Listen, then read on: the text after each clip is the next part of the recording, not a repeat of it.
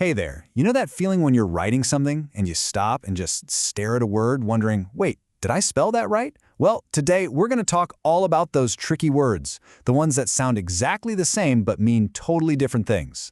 So let me ask you, do these words ever mix you up? I'm sure some of them look familiar. You hear them all the time, right?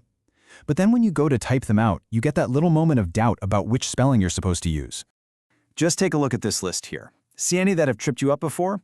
If you do, trust me, you are not alone. This is something that gets everybody. So let's just go ahead and break them down together, one by one. But first things first, before we dive into all the examples, we got to know what we're actually talking about. There's a special name for these word pairs. And that name is homophone. Let me say that one more time, nice and slow. Hom-o-phone. All it means is you have words that sound the same when you say them out loud, but they actually have different meanings and, you guessed it, different spellings. All right, so now that we have our main idea down, let's grab a few of those words from our list and see how this all works in action. We'll start with some simple ones. Okay, our first pair is lesson and lesson. Hear that? The sound is exactly the same. The real difference is all in the spelling and what they actually mean. So a lesson, that's a class or something you learn. Pretty straightforward. But to lessen something means you're making it smaller or reducing it. And putting them in a sentence really makes it click. For lesson, you could say, today's English lesson is about new words. But for lesson, you might say, taking a break will lessen your stress. See? The sentence tells you everything you need to know. Let's try another one. Listen carefully. Pain and pain. Again, you can hear it, they sound identical. But their meanings are completely different. Pain is that feeling you get when you're hurt. But pain, spelled P-A-N-E, is just a sheet of glass, like in a window. Let's see them in action. You'd say something like, I have a pain in my back. But then you'd also say, the baseball broke the window pane. It's amazing how one little letter can change the whole meaning. Okay, great job. We've warmed up a little bit. Now let's get into some of the words that are really famous for being confusing, even for people who've been speaking English their whole lives. And here it is, the classic pair that gets people all the time. Principal versus principal. This is probably one of the most common mix-ups out there. But don't worry, we are going to clear this up for good right now.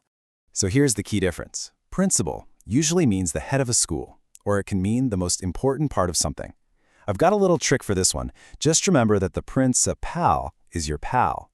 A principle, on the other hand, is a rule or a belief you live by. Let's lock it in with a couple of sentences. You'd say, the principal spoke at the school assembly. That's the person. But you would also say, it's against my principles to lie. That's talking about a moral rule. Okay, you ready for a real challenge? Because sometimes it's not just two words that sound the same. Sometimes there are three. For example, aisle, and aisle. So let's break this down. An aisle is just a walkway, like in a grocery store. An aisle is a small island.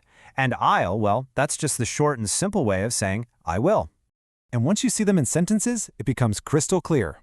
First up, I walked down the grocery aisle. Makes sense. Next, we visited a beautiful aisle. And finally, I'll see you tomorrow. Three totally different spellings, three totally different ideas. All right, let's just hit pause for a second and do a quick review. Think of this as your little cheat sheet. Remember, your principal is your pal. A principle is a rule. An aisle is a walkway, while an aisle is an island. And to lessen something is to make it less. So we figured out what homophones are, and we've walked through some good examples. But you might be thinking, okay, so why does this actually matter? Let's zoom out and look at the big picture for a second.